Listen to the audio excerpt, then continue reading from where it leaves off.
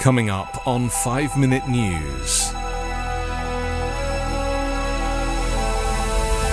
Trump's bond set at $200,000 in Georgia efforts to overturn election. Store owner murdered over pride flag she flew in front of her store. And Ecuadorians vote to stop oil drilling in Amazonian National Park. It's Tuesday, August 22. I'm Anthony Davis. The disgraced former President Donald Trump's bond has been set at $200,000 in the Georgia case, accusing him of illegally scheming to overturn his 2020 election loss. Trump is also barred from intimidating co-defendants, witnesses, or victims in the case, including on social media, according to the bond agreement signed by Fulton County District Attorney Fani Willis, Trump's defense attorneys, and the judge. It explicitly includes posts on social media or reposts of posts made by another individual on social media. The order says Trump cannot make any direct or indirect threat of any nature against witnesses or co-defendants. He's also prohibited from communicating in any way about the facts of the case with any co-defendant or witness except through attorneys. The order sets Trump's bond for the racketeer influenced and corrupt organizations, or RICO, charge at $80,000 and adds $10,000 for each of the other 12 counts he is facing.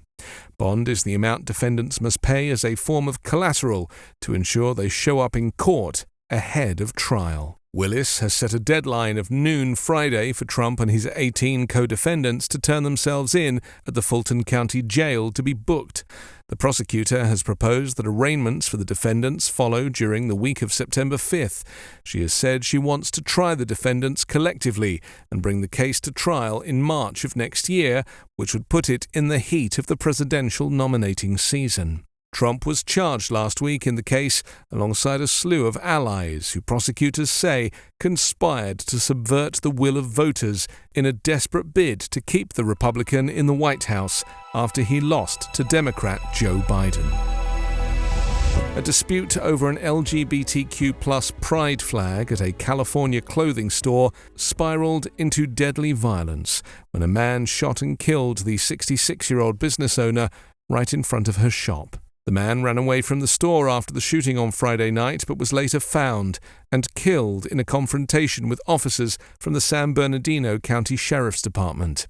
The agency said Laura Ann Carlton was pronounced dead at Magpie, the store she owned and operated in Cedar Glen. The small community in the San Bernardino Mountains is roughly 60 miles east of downtown Los Angeles. Before the shooting, the man made several disparaging remarks about the rainbow flag that stood outside her store. Carlton, who preferred to be called Lori, is survived by her husband and 9 children in a blended family. An LGBTQ group in nearby Lake Arrowhead said Carlton didn't identify as a member of the LGBTQ+ community, but she spent time helping and advocating for everyone and was defending her pride flags placed in front of her shop on the night of the shooting. Law enforcement agencies in several states have investigated the destruction of rainbow pride flags as potential hate crimes in recent years after the Republican Party, led by Donald Trump, have identified the flag and the gay community as enemies of the state. Ecuadorians have voted in an historic referendum to halt the development of all new oil wells in the Yasuni National Park in the Amazon, one of the most biodiverse regions on the planet. Voters opted to safeguard the unique biosphere by a margin of nearly 20%, with more than 90% of the ballot counted, with more than 58% in favor and 41% against, according to Ecuador's National Electoral Commission. Voting took place in the first round of presidential elections on Sunday. The move will keep about 726 million barrels of oil underground in the Yasuni National Park, which is also home to 2 of the last uncontacted indigenous communities living in voluntary isolation. At a time when the climate crisis is intensifying around the world and the Amazon rainforest is fast approaching an irreversible tipping point, Ecuador has become one of the first countries in the world to set limits on resource extraction through a democratic vote. The state oil company Ecuador produces more than 57,000 barrels of oil a day, approximately 12% of Ecuador's oil production. The decision comes as a major blow to the fossil fuel industry.